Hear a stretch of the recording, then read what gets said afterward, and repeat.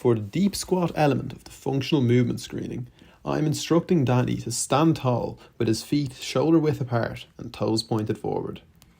I am then instructing him to grasp the dell in both hands and place it on top of his head so that his shoulders and elbows are at 90 degrees. Then, press the dell so that it is directly above his head. While maintaining an upright torso and keeping his heels and the dell in position, I am instructing him to descend into a squat as deeply as possible. While at the bottom of this position, I would like Danny to hold for a count of 1 and then return to the starting position.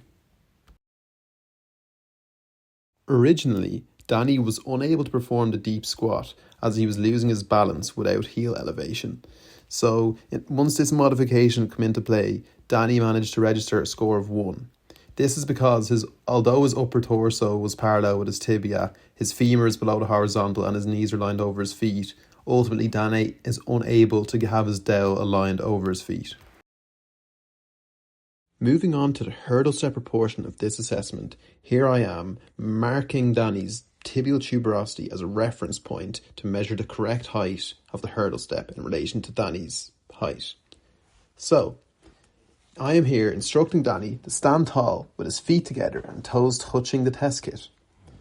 Once completed, I am informing Danny to grasp the dell in both hands and place it on top of his head so that his shoulders and elbows are at 90 degrees.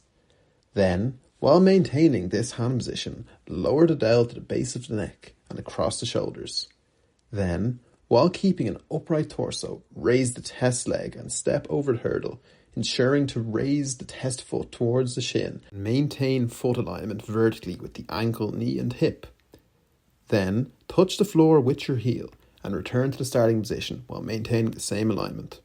Once this has been completed, repeat with the opposite side.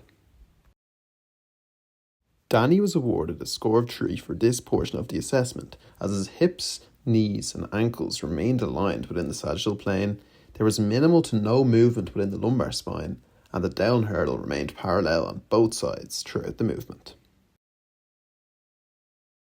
Next up to be performed was the inline lunge, where Danny was instructed to step onto the centre of the board with his right or test foot and his heel on the 0 mark.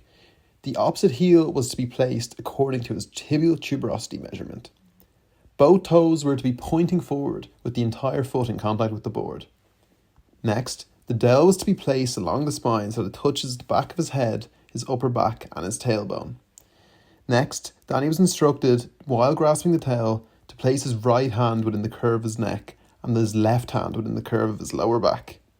Then, while maintaining an upright posture so that the dell stays vertical and that Danny remains 3 points of contact, descend into a lunge position so that your right knee touches the centre of the board.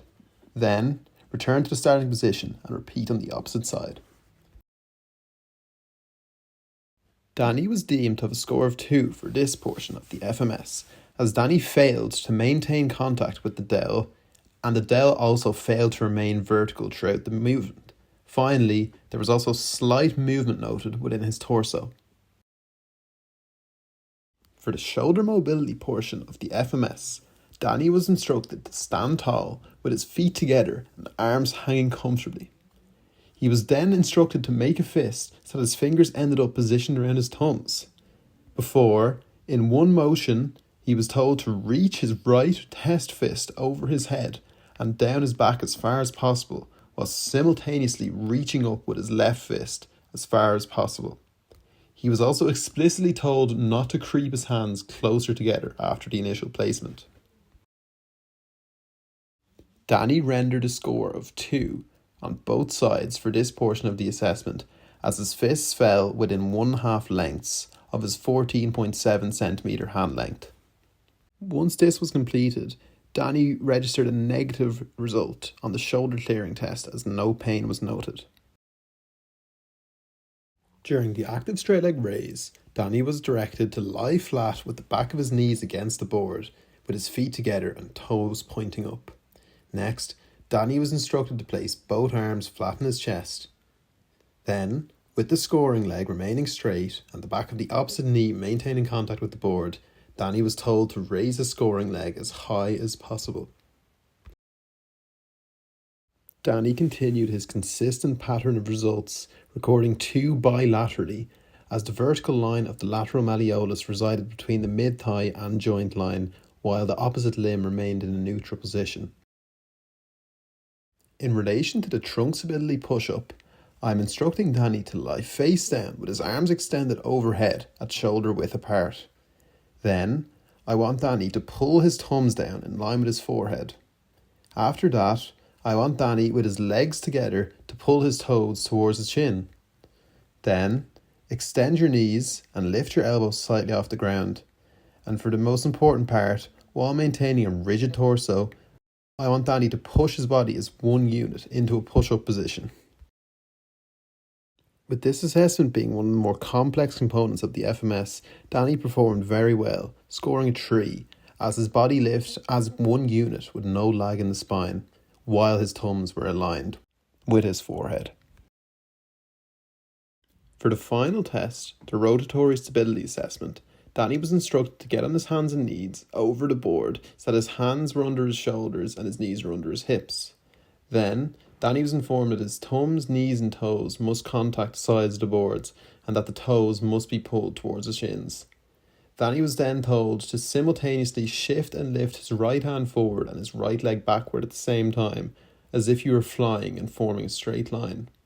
Then, without touching down, touch your right elbow to your right knee directly over the board. Finally, re-extend the arm and leg over the board, then return to the start position. Danny, just like 99% of people who attempt this examination, was unable to complete a unilateral repetition. Upon modification, Danny illustrated observable trunk instability and pelvic rotation during the test, while also failing to maintain a neutral lumbopelvic position. Danny was able to perform a correct diagonal repetition, however, meaning he finishes with a score of 2.